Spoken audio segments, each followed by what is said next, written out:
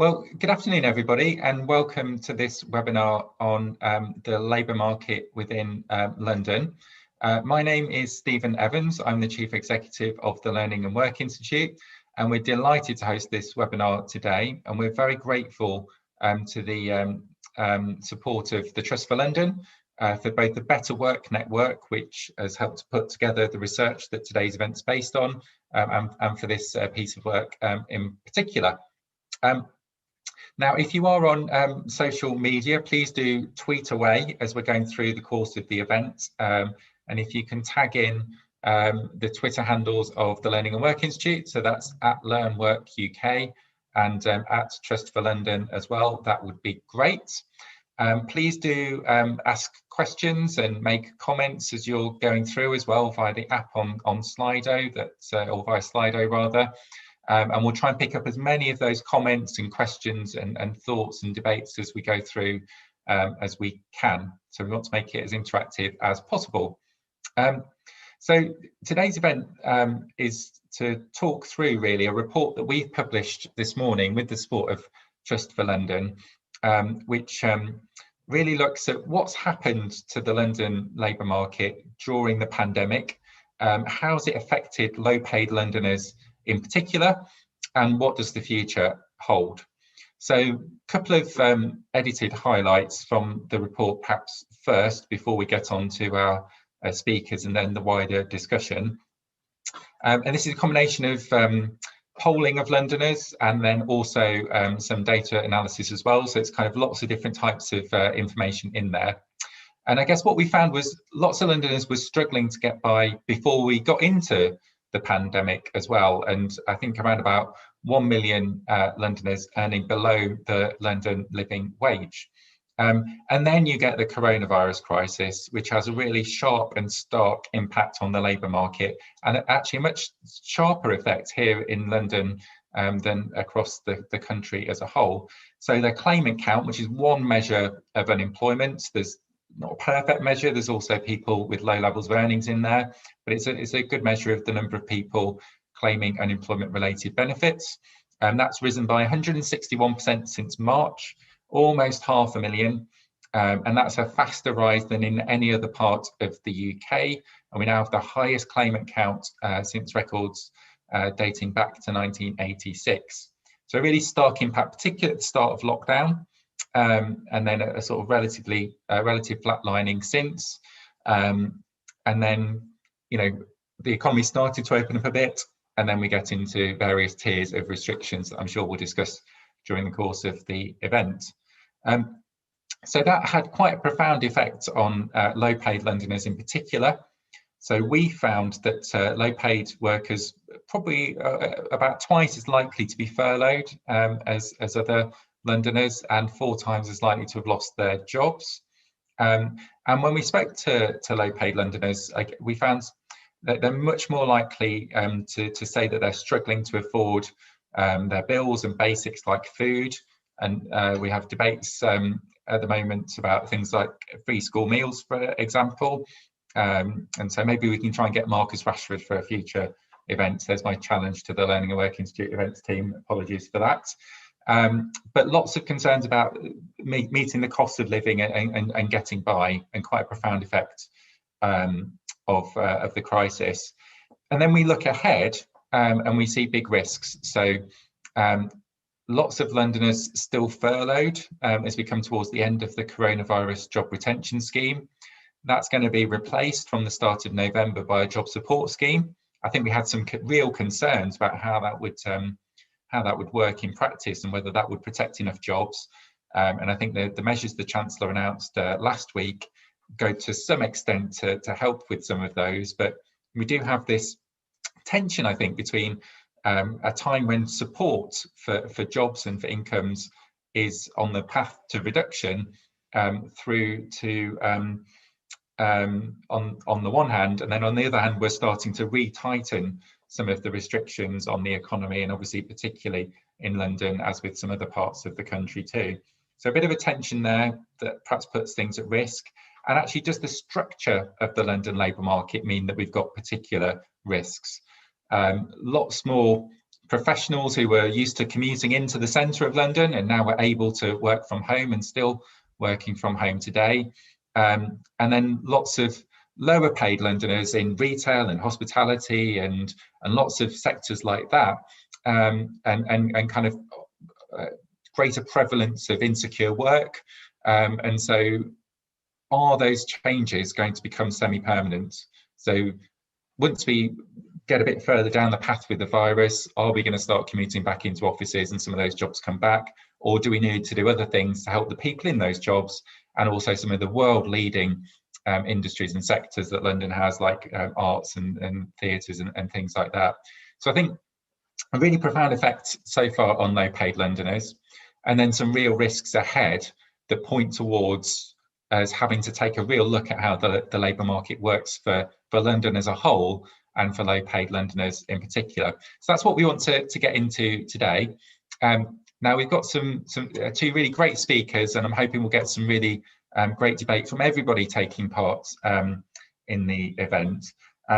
But we really wanted to make sure that we heard from Londoners themselves. And so we have a couple of videos by Londoners who have been impacted by the crisis, just talking a bit about the impacts that it's had on them and what they're thinking about in terms of the future, in terms of both risks and opportunities. So we'll hear from them, and then we'll move on to our speakers. So let's hear from those videos now.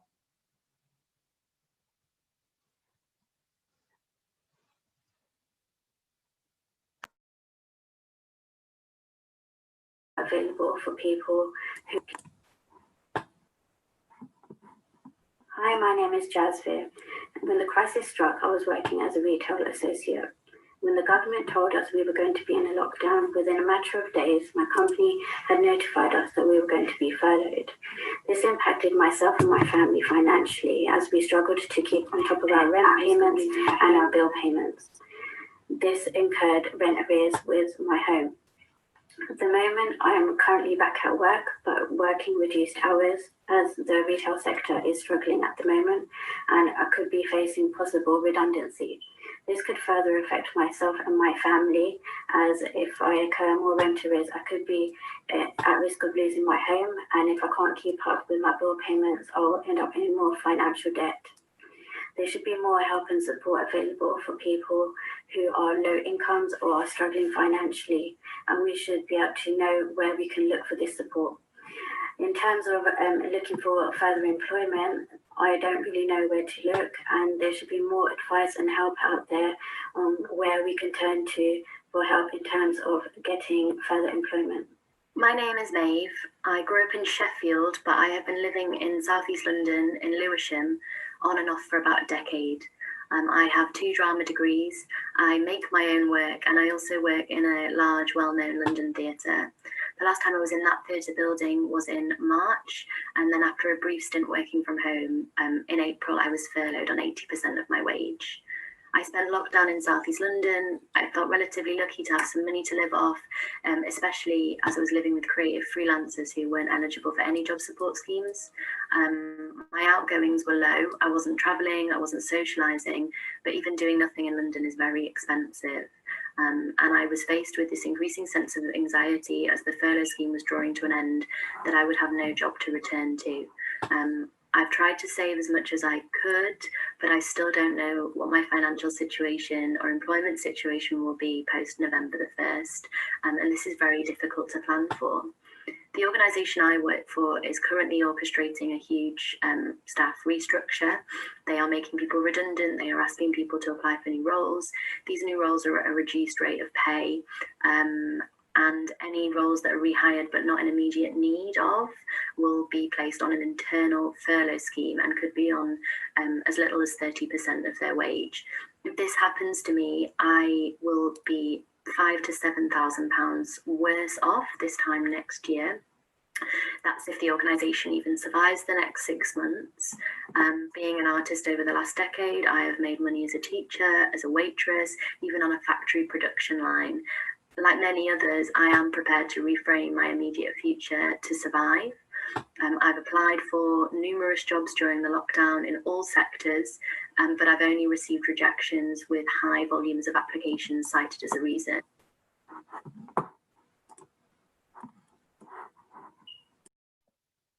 Well, thank you to Jasbir and to Maeve for sharing their stories, and apologies for the technical issues at the start of that. We're all kind of learning as we go along with these things online, but hopefully we got the sound working there in the end, and I think it was really important and powerful to hear firsthand their stories and illustrate some of the statistics that I went through earlier and how that impacts in real life.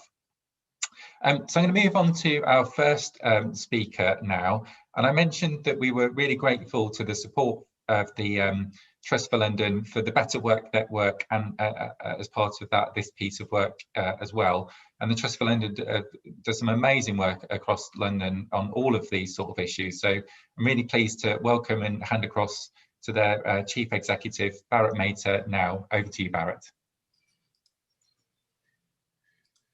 Thanks very much, Stephen. Thank you very much for the introduction, and we're really pleased to be associated with this. Start my video. I'll just come online. Really pleased to be associated with this report. I mean, as you heard from Stephen, there are a number of reasons why London has been disproportionately affected by the COVID crisis. Primarily, that's has to do with the fact that a lot of people who are low paid and in insecure jobs are actually in London. So as Stephen gave you, nearly 1 million workers are paid below the real living wage, and 1 in 9 of the workers are in some form of insecure work. So London is already and is set to be hurt even more as the furlough scheme ends and we go into the next phase with the possibility of increasing on the sort of tier level that we're currently at. We're at 2, we may well be going into 3. In terms of the possible role that Trust for London and civil society organisations can possibly play, I just want to say that, you know, times of crisis are often considered to be not the right time to ask for difficult issues and for any kind of restructuring. I'll give you an example of why it is important to have clarity of what we're trying to do and how to improve the conditions for low paid workers and those in insecure jobs.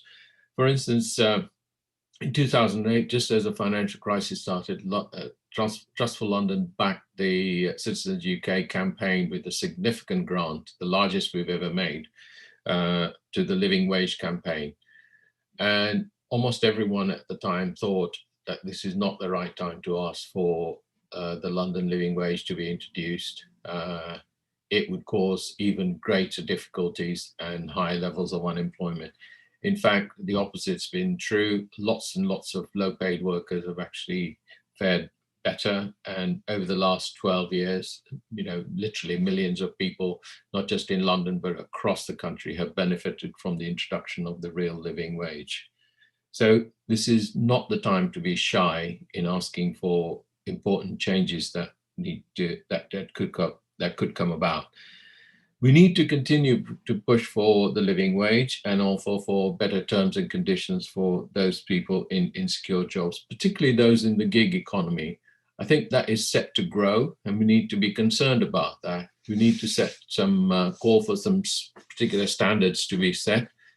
For instance, we could be asking for a minimum number of hours. We need to, for gig economy workers, we need to ensure that they've got contracts. We need to ensure that they are entitled to notice, appropriate notice, if there are going to be any changes in those conditions.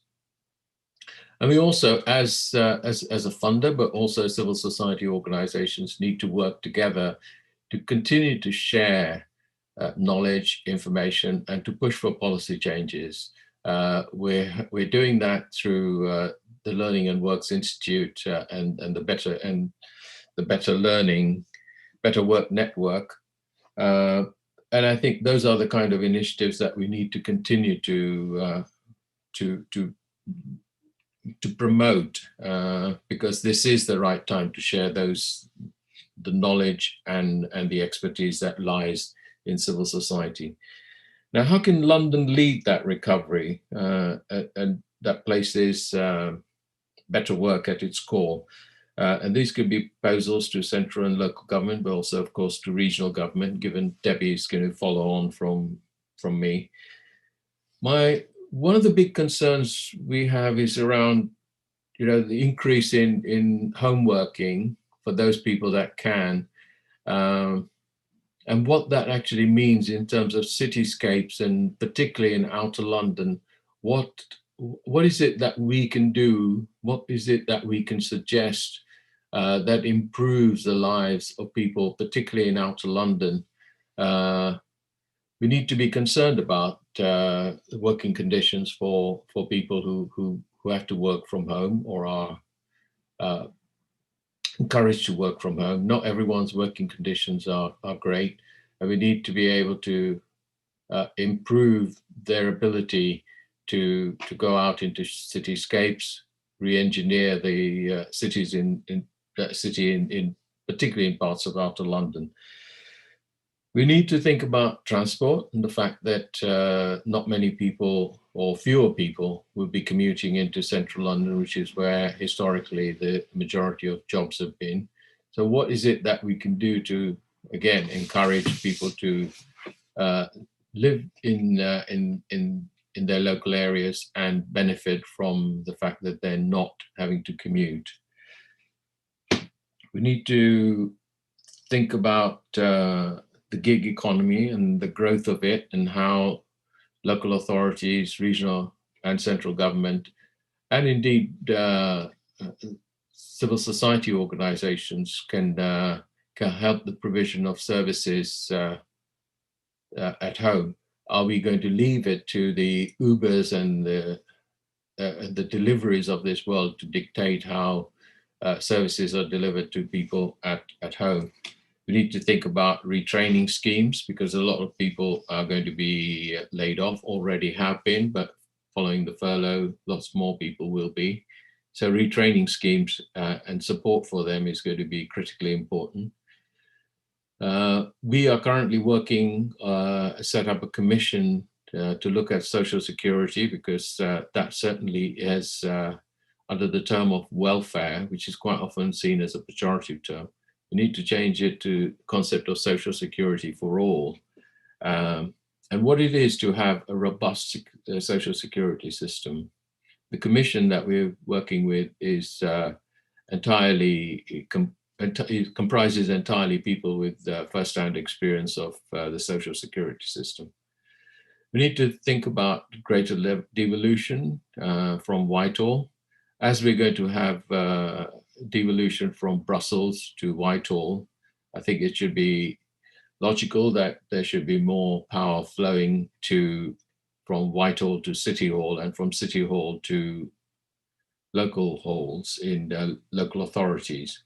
The London Finance Commission, which was set up by the GLA, and which I was privileged to be a member of, recommended a greater level of financial devolution, and I think we need to continue to back that.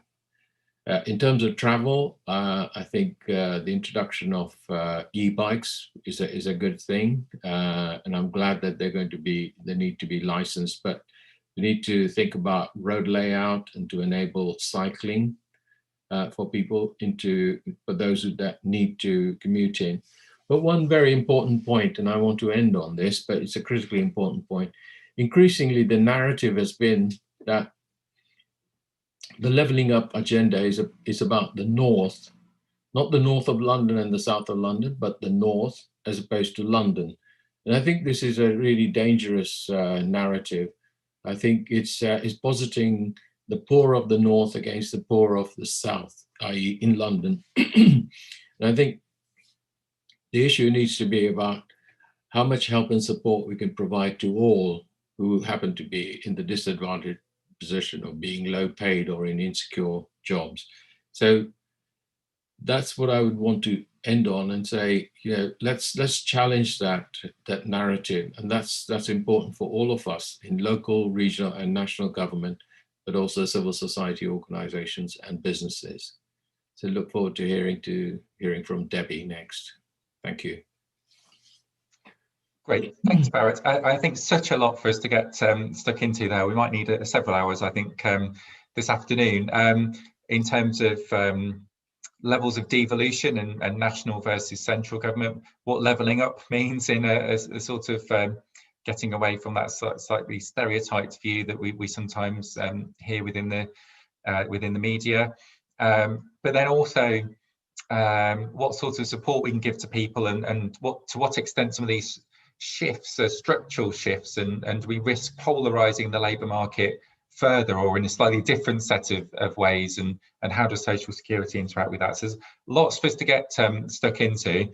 I see some questions coming through Slido as well, which we will get into later as well, and some questions, for example, about the role of local government amongst other things. So please do keep putting your questions and comments and thoughts on there, and we'll get on to those after we've heard from our next speaker. So we're really pleased to have Debbie Weeks-Bernard with us, the Deputy Mayor for Social Integration, Social Mobility and Community Engagement. So that's quite a wide and tough brief there, but really, really critical. And I'm guessing, Debbie, that probably like the rest of us, the last 7 months haven't been entirely what you were necessarily expecting. And so all of those things that you're leading on, the context has really changed in lots of different ways. So we're very interested to hear your perspective and the GLA's view on some of these issues that we've raised. So over to you, Debbie. Lots of thanks for that, Stephen, and thanks as ever to Barrett for a really great set of thoughts to kick off the discussion. And I'm really glad to have been given the opportunity to come and speak at this really important event today, to share some of my thoughts on the findings of the Crisis in the Capital report, but also to reflect on what some of those implications, or what some of the implications of that work will be for what we're doing at City Hall. And it's also really good and really lovely also just to see again how far the Better Work Network has come since it was first set up, and the report itself is a really useful way of just sort of understanding where we are at the moment in the wake of this pandemic, but also looking at how important it is to continue to strive for and to argue for having good work, good quality work that is better paid and is of better quality, and is secure for Londoners. And I think, and I completely agree with what Barrett has said, it is at moments of crisis that we do need to continue to strive for the changes that we need for those who have been hardest hit by a crisis. And it's never the wrong time to ask for making sure that people have access to a better standard of living. So completely agree with everything that Barrett said, and we're going to just spend a couple of minutes just reflecting on what it's been like, but also some of the things that we've been trying to do, which chime with the findings of this really important report. And I think I'm going to start by talking about that levelling question, but not the levelling up one. I'm going to come to that later because, again, I do completely agree with Barrett. But I think what became very clear at the start of this pandemic was that it was not the great leveller that it was almost being implied to be once the lockdown first started, and there was a lot of narrative about it impacting on everybody at the same rate, and it's something which knows no boundaries, doesn't care where you are from, doesn't care your ethnic background or how much you earn. But it's clear that it hasn't been a great leveller, and that the opposite was clearly true.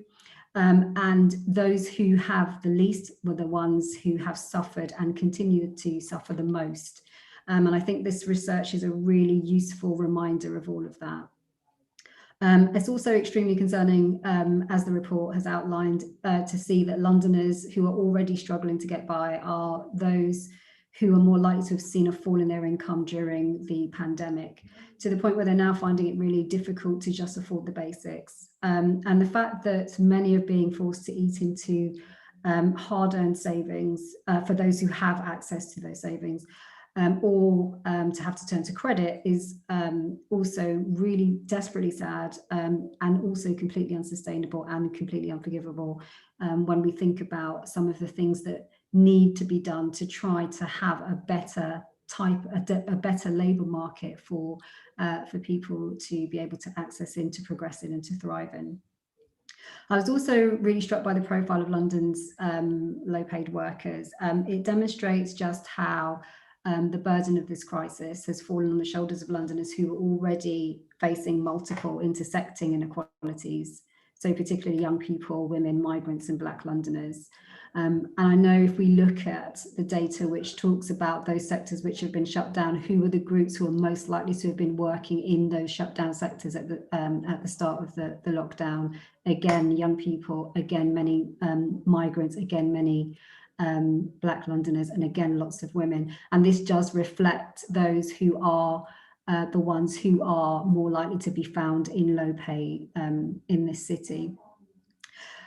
These findings also chime with a lot of the research that we've conducted at the GLA, which has highlighted the clear link between the virus and existing racial and socioeconomic inequality. So it's really good to see the report reflecting on some of that, but also is really sad that these are the sorts of issues that we continue to find ourselves facing. So we conducted a rapid evidence review ourselves, which was looking at the effect of the virus on people from Black, Asian and minority ethnic backgrounds, given that these are the groups who are disproportionately represented in low paid and insecure work, which also has alongside it a higher risk of being exposed to the virus. And we found, as you'll all know, because you'll all have seen the research that has come from the ONS, has come from Runnymede Trust, has come from a variety of sources during the past 6 or so months, that you've got groups from Black, Asian, minority ethnic backgrounds who are far more likely to die from the virus than people from white backgrounds. There are groups who are far more likely to die from the virus if they're admitted to hospital. And there are the groups who have a much increased risk of contracting the virus in comparison to others. And while men are more likely to die from COVID-19, women have experienced disproportionate economic, social and psychological impacts of the virus. And the evidence that the virus is disproportionately impacting those on low incomes, as this research today has shown, is clearly overwhelming. And there are a range of organisations who are also finding similar themes, such as the Institute for Employment Studies, Resolution Foundation, and Citizens Advice has also flagged that disabled people are at a higher risk of redundancy during the crisis, and focus on labour exploitation has raised the important risk of exploitation, which was highlighted by recent high-profile cases in Leicester. So very quickly, the Mayor moved to convene partners around interventions to protect those Londoners who were most vulnerable to the pandemic and its economic consequences. And he continues to do what he can to support, provide support to workers and to businesses. And he's also made a very clear and firm commitment to tackling those long-standing inequalities that have been exposed by the virus. So at the beginning of the lockdown, we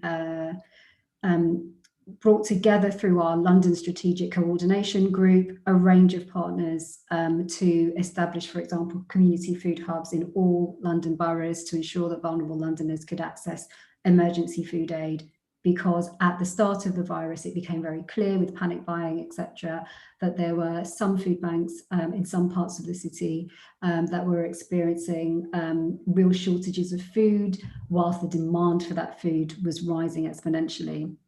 The Mayor also pledged around £7 million to the London Community Response Fund, which was a really important and necessary coming together of a range of funders, up to 60 funders in the city, to support London's vital community and voluntary organisations. And I'm so glad that Barrett talked about the role that civil society organisations have played during this pandemic and continue and will continue to play in supporting many Londoners as we go through the current second wave. And many of these organisations in the VCS sector are those which support those on some of the lowest pay. They support those migrant groups who were forced to work, often for exploitative employers, during the early stages of the lockdown, because they were not able to work from home. And I think it's really important, as Barrett outlined, when we're thinking about what our future looks like, and what we do to support those who increasingly will have to work from home, we also do need to think very clearly about protections for those on the lowest pay who cannot, by the nature of the jobs that they do, work from home, who will need to be out, which exposes them to risk. And thinking very practically and proactively about how to better support those groups. But also, I think importantly, whilst thinking about what the future looks like, and I'll come to some of our recovery workers before I close, we do have a situation in our city, as we do in other parts of the UK, where you have clear cases of occupational segregation. You have particular groups of people who are most likely to be found working in those lowest paid roles, the ones in which they are more likely to contract the virus, because these are front-facing work. Those who work in hospitality, those who work in retail, those who work in transport and delivery, and also those who work in insecure jobs, which mean that they are more likely to have to go into work, or to have to show up under circumstances when others are being asked not to. So as we move into different states of restriction across the country, those are the groups of individuals who we need to be mindful of. But we do have a set of labour markets in which it is very clear that there are certain groups of people who are most likely to be found in those sorts of roles. And if we are thinking really imaginatively about what we need to do to change London's labour markets, and indeed change labour markets across the UK, we need to do better. We cannot have a situation where you are more likely to have all of your cleaners coming from one particular ethnic background. And we need to when we're thinking about what good work looks like and what our labour markets look like, we need to have a more even distribution of groups across our labour market. So, we've worked on legal advice, we've worked on trying to provide rights to workers. We've made sure that we've translated all of those rights and advice to in as many languages as possible. To date, we've got some legal advice on some of our web pages, which have been translated into over 20 languages, because we have to recognise that people do need to be able to understand the information that is being given to them in their home languages. In as an accessible way as possible. So despite some of the national support measures that have been put into place to protect jobs, sadly we know that many Londoners have already been made redundant or at risk of losing their jobs. And so the Mayor has launched the £11 million adult education budget. It's a COVID-19 response fund to help them to develop their skills, to access new employment opportunities, to gain confidence in digital skills, and to benefit from the wider outcomes of participation in learning. He's also stepped in to try to provide some support and guidance and financial support to small and medium-sized businesses to help them to stay afloat. And he's also launched a £2.4 million fund to support London's at-risk creative and cultural industries. So there's a number of things that it's important for us to continue to do in London. We will continue to advocate on behalf of those who we know we need to draw proper attention to when talking to the government about the best way to provide advice. We have written, or the Mayor has written to the Prime Minister, did so 2 weeks ago on the eve of London's transition into Tier 2, asking him to provide a range of additional financial support packages to protect jobs, businesses and the incomes of the lowest paid Londoners. Despite some of the positive changes that we know have been announced, I fear the situation is only going to get worse for low-paid Londoners over coming months without further and more inclusive protections. And we can't underestimate also the extent to which Brexit may exacerbate many of the difficulties that we have seen during this particular pandemic. So we are very clear about the need to make sure we think about how to build back better and to tackle long-standing socioeconomic inequalities. So there are a couple of things that we've asked the government for, three in particular that I'll outline. We've asked firstly for a devolved multi-year single funding settlement to regional governments to support integrated skills, work and education systems. We've asked that the national benefit system is accessible to all Londoners who need it and that it covers the genuine cost of living, and to commit to tackling low pay by increasing the national living wage to 2/3 of typical hourly pay. We're working in an incredibly joined up way with local authorities, with civil society, with businesses and with funders, and also with Londoners themselves as part of our recovery work. We've developed a number of missions which are focusing on the areas that we think are the way in which we have a London which is more inclusive and which is fairer for all. Missions which focus on good work, which focus on digital skills, which focus on having a robust safety net, among others. And so I'm really glad that the research that's been launched today is of particular use to us in the development of this work that we're doing around recovery. It's particularly key to two missions in particular: our missions around good work, our missions around the robust safety net.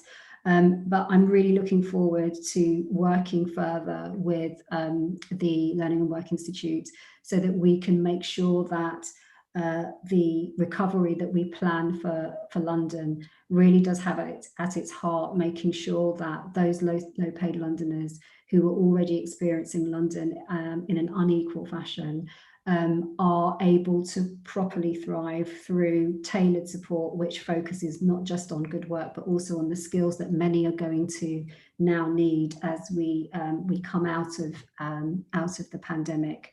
And as we start to think about what those economic impacts are. And so I'm really looking forward to the discussion. Really glad to be part of this event today, and really hope that the collaborative working that I know is what we need to be able to do to really support those groups who often really require us to stand up on their behalf, will be able to tackle some of those entrenched structural inequalities that we know it's time we got rid of. So thanks very much. Great, thank you, Debbie. And I remember you coming to speak, it must be a couple of years ago maybe now, at the first conference of the Better Work Network. So it's kind of good to collectively reflect together on how I think some of our understanding of those issues has changed, and also what works, and then also the context, because I don't remember us talking a tremendous amount about global pandemics at that point either. So a lot has changed. And Debbie, I know you have to go in about 10 minutes or so to go to another event. So I might, if it's okay, just direct more of the sort of questions that are coming through towards yourself to begin with. So I don't want you to feel like I'm peppering you with questions, but we'll perhaps come across to you first. And there's a couple of questions that are sort of really about, because you talked about sort of the Mayor arguing for devolved pots, that's about joining up work and skills together and thinking about that response. And that definitely feels like one of the weaknesses in the current system. And as the Learning and Work Institute, something we're very much in favour of joining up. And there's a question that's come from Nick at Middlesex University about you've got students, and I guess that could be young people or it could be older people looking to retrain or update their skills. And maybe people looking to do a course to retrain, but the benefit system doesn't really support that very often, and is very sort of work first orientated. So I'm kind of maybe kind of some thoughts on how that devolved pot that you talked about might work for that. And I guess just secondly, linked onto that, the extent to which it feels like some of the change, the government, we were expecting a white paper on devolution in England, weren't we? And the Conservative manifesto was all about sort of devolving stuff. And then it feels like some of the things that have happened recently have been a bit more centralised. And the Chancellor talked about the potential for a sort of work programme style welfare to work programme, which was quite centralised, co-commissioned in London, but still quite centrally designed. The lifetime skills guarantee that the Prime Minister announced is funded, he didn't top up the devolved adult education budget, he's doing it from a separate national skills fund. So I guess I'm kind of interested in maybe some of those thoughts about how we join up work and skills and how we can do that better, or how you would do that better at a local level versus the sort of nationally driven side of things. So that's quite a wide ranging question, but you get what I'm getting at. Yeah, no, completely. The centralising element is obviously, and I would say this as I work for regional government, it's quite difficult for us because it makes it difficult for us to work effectively with some of the local authorities that we have who represent very diverse populations. With different child poverty rates, as well as different rates of unemployment and in-work poverty also. So the centralising of literally everything has been hugely difficult. And during the pandemic, I think what became incredibly clear to us certainly was just how strained that centralising focus was. I think that you're completely right about the impact that will have on our ability to properly join up work and skills. What we think is the important thing for us to do is to act in as devolved a way as we can without the powers that we have at our disposal, which is generally what we have done in a range of different areas. So, for example, the work around welfare, that's clearly not devolved to us at all. It's not devolved to any regional government, but we completely recognise that we need to have a welfare system which is a little bit more responsive to the levels of poverty and the types of poverty that we have in London as in other parts. And so we've done innovative or interesting things by trying to work on the bits that we have some power over, so looking at advice and working as closely as we can with different parts of London, so different local authorities, and taking advice and guidance and support to people. And we've been thinking very carefully about, and one of the things that we're hoping to do with some of the missions that we're focusing on are thinking of ways of trying to develop hubs, so hubs that do a variety of different things. Some of those hubs will provide training, some of those hubs will provide advice and support and guidance, and some of that advice will be around access to welfare as well as access to immigration advice. And working as closely as we can with the local authorities, because we have a really good working relationship with London councils, and to be quite frank, the response to the pandemic that we launched at the start of the lockdown, we couldn't have done without local authorities. We've done everything in partnership because the Mayor's Office and the GLA can't do a lot of this work on their own. So trying to take what resources we have, the partnerships and the collaborations that we have, to kind of overcome what we don't get by way of devolution is one way to address it. And then also with our adult skills budget, we have completely recognised that there is definitely a work first approach taken to finding yourself work that pays well, for example. But it's going to become incredibly clear as the number of redundancies increase, as more and more individuals find themselves increasingly out of work, and indeed many of the sectors which I know were thriving in London, which are now clearly at real risk because of this pandemic, will mean that we need to think about the sorts of skills that we are able to provide for those who find themselves not just without jobs, but without a sector that is flourishing enough for them to find other work within it. And so the government will need to have a better skills focus, and it will need to have a more localized skills focus, so that that skills focus can be more receptive to not only the individuals in terms of demographics within a place, but also the labour markets within a place and the sectors within a place. And we are doing all we can to save some of those sectors that we know really need support. So I mentioned the creative industries, and it was interesting that you had Maeve talking about theatre, etc. These are industries that are heavily at risk. And so whilst we have to, on the one hand, do as much as we can to try to support that sector, we have to recognise there are additional things that we need to provide additional support for those who are struggling to access that sector, whilst we're doing those bits of work to make sure that they can access the skills that they need to really thrive.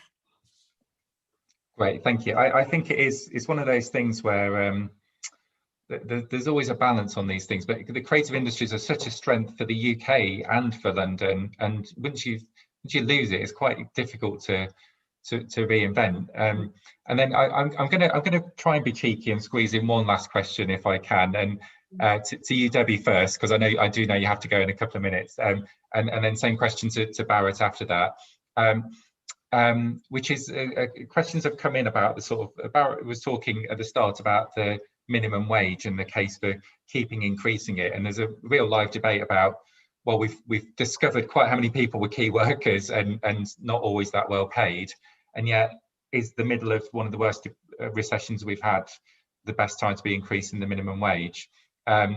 Or does that put jobs at risk? So I guess I'm quite interested in your take on that, and the good work agenda in general. You know, do we just need to focus on tackling unemployment and come back to good work? So kind of trying to balance those things up. So I'll come across to you first, and then same question to Barrett after that, please. So I will always say that good work is important, because the thing is that we can have full employment, and we had full employment, but we had huge numbers of people who were in secure work, and we had rising levels of in-work poverty here in London and in other parts of the UK, which meant that we had full employment in labour markets which were not best supportive of all people. So I would always argue for having good work, and that is work that pays at least the London living wage. I think that it would be too easy, and it would be remiss of us to take our eye off the ball. We've been working really closely with the Living Wage Foundation, and we've obviously got our own good work standard, which we've been able to continue to push during a time when we know that that sectors and businesses are struggling. But we really do need to ensure that we are not returning people to a level of work in which they were paid so little that they couldn't afford the basics. That would not be the sort of city that I think we want to see. We want to see a city in which people are able to thrive and to live. We are probably likely, if we're honest, and not being the harbinger of doom, but we are probably likely to see people becoming very close to destitution. And destitution is like the lowest, the harshest form of poverty that there is. But given that we've got so many people who have insecure status because of their migration status, who are already at risk of being in destitution, if we only have something which focuses on getting people into work without recognising what the costs are that they have to then meet to be able to live in London, then we will just be increasing that destitution risk. And I don't think it would be responsible of us as policymakers to push for that.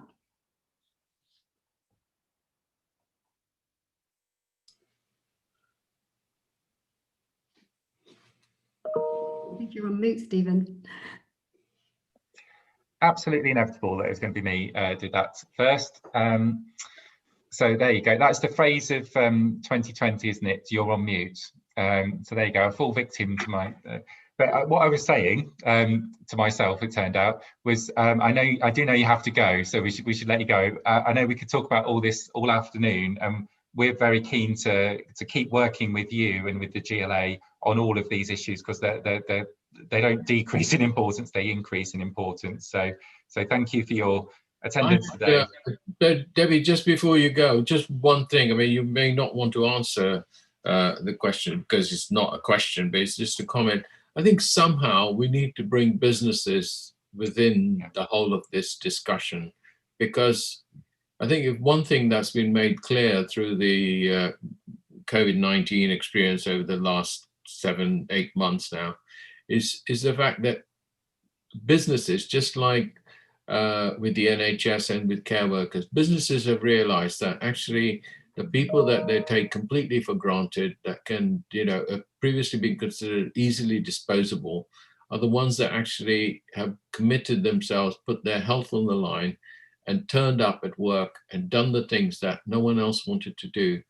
And I think there is a realization, I wish to be hopeful about this, that businesses have woken up to their own social responsibility in all this, and that it's actually in their self-interest. It's a bit like the living wage. I don't want to bang on about the living wage, but actually people thought it would cost more and jobs would be lost. And in fact, what they found was that there was greater loyalty.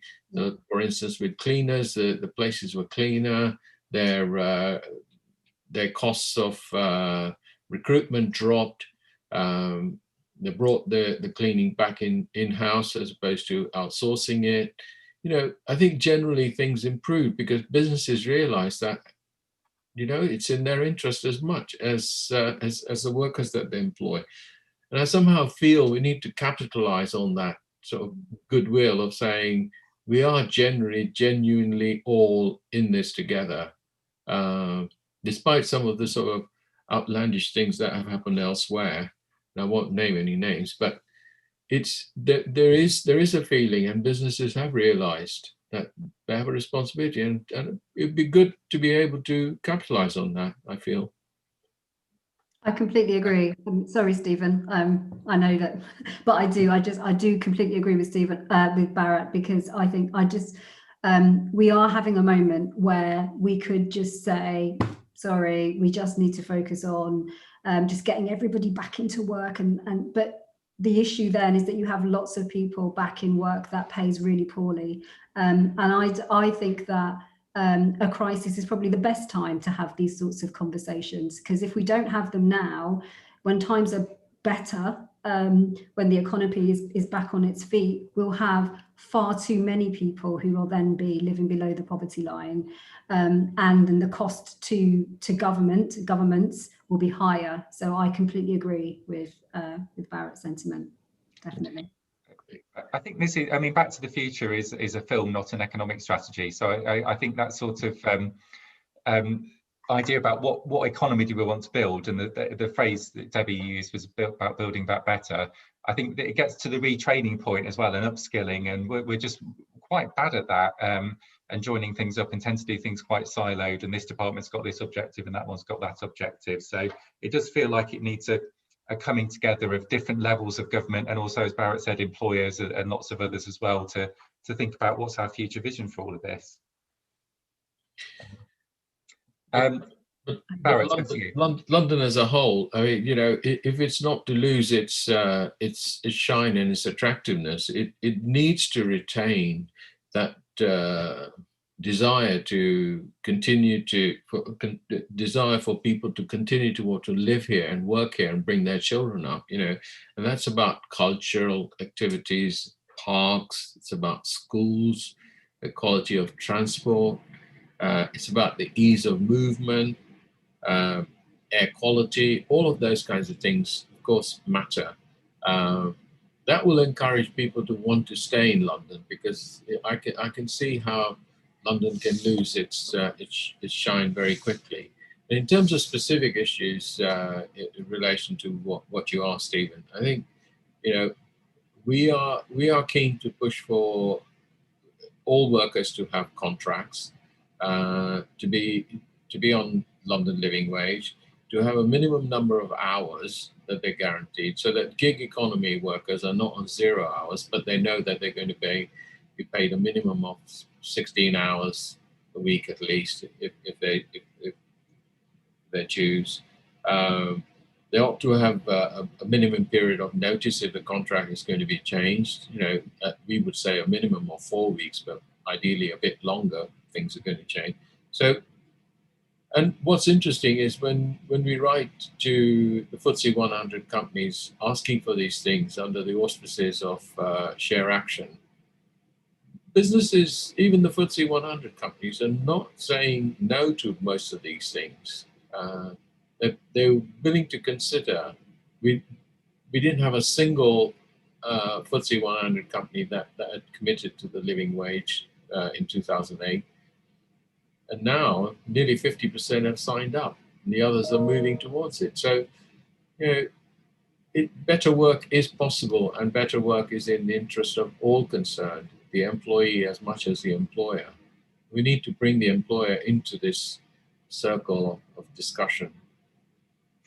Yes, I agree, and I think being sort of positive about our vision, as you and Debbie were both talking about there, is really important, even in what are pretty tough times. And I wanted to sort of link that on a little bit to a couple of questions have come up about. You talked earlier about Trust for London setting up, I think, a social security commission, and there's kind of one part of this is how do you look at the quality of work and people's income from work and all of those things that you talked about. And then the flip side of that is also what's the social security system? How does that support people and support income? So I wonder maybe if you just add a little bit about your kind of thinking on that and how that links into what we've been talking about around good work as well. Sure. In terms of the Commission on Social Security, that's their work, really. I mean, we happen to be in the privileged position of being a funder of this work, but it's entirely people who've had direct experience, and it's their thinking, and it's been wide ranging, and it is amazing. It's actually humbling. I think people initially thought that people would be very outlandish in what people thought that they would want in a social security system, gold taps and all that. No, that's how it was ridiculed. But in fact, people have been remarkably constrained, remarkably reasonable in saying, actually, the social security system is for all. It's not a welfare that's provided from one to another. It's an insurance policy. And that any one of us could fall in need of it at any time. So, for instance, I mean, the increase to £20 increase to universal credit is one aspect of it. The test for fitness to work is something that the Commission has looked at. The variety of things, they've had a wide consultation. They'll be producing the report, and we'll have it on our website pretty soon. So, I wouldn't want to steal their thunder at this stage, but it is remarkably reasonable and constrained, and human, mostly. It's been a humbling experience. I think the human aspect is something we sometimes, I can reel off lots of statistics, but actually hearing the workers' stories that we heard earlier is very powerful, and we kind of sometimes forget that there are lots of people behind each of these numbers, and this is about sort of people's opportunity and living standards and security and protection and all the rest of it, and that is what the system is. Yeah, it's terrific.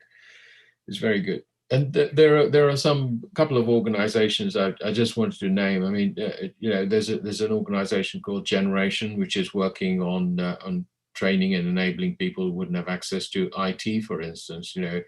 Set up by McKinsey, but independent of McKinsey. It's doing remarkably well, getting people into IT. There's White Hat, which is a private outfit, but it does remarkable work again. Investment 2020, concentrating on getting people into the investment industry, the finance industry. We're doing some work through moving on up on the construction industry. So there are glimmers of hope. Well, that feels like a very positive note for us to conclude on and draw to a close, because I'm conscious we're going to run over time in a moment or so. And I think those glimmers of hope and those examples that are out there now are exactly what we need to build on. And there's plenty more of those on the quick plug for the Better Work Network bit of the Learning and Work Institute website as well, which tries to draw together a map of some of the activity that's going on around better work, and sharing some of that best practice, which I think is really important. It feels to me like this is an issue that's obviously not going away. We face some real uncertainties and big challenges as a city, but also as a country. And I think what I've heard, particularly from both Barrett and from Debbie, is that better work is really important in a different context. And we can't just put it to one side and say, oh, we've got to deal with this over here. And we don't need to either. So I think hopefully this report today helps to shine a light on some of those stories and some of those impacts, and tries to bring forward some ideas about what we can do and build on some of the examples as well that Barrett talked about. We'll be doing lots more work on this, so we're very keen to work with all of you. And just lastly, to say a massive thank you to Barrett and to Debbie for speaking today and sharing a really important set of contributions, and a huge thanks to the Trust for London, as I said, for supporting the Better Work Network and this piece of work as well. We couldn't do any of this without that support. And massive thank you to everybody who's watched the webinar and contributed via the Q&A as well, and got a very lively debate going as well.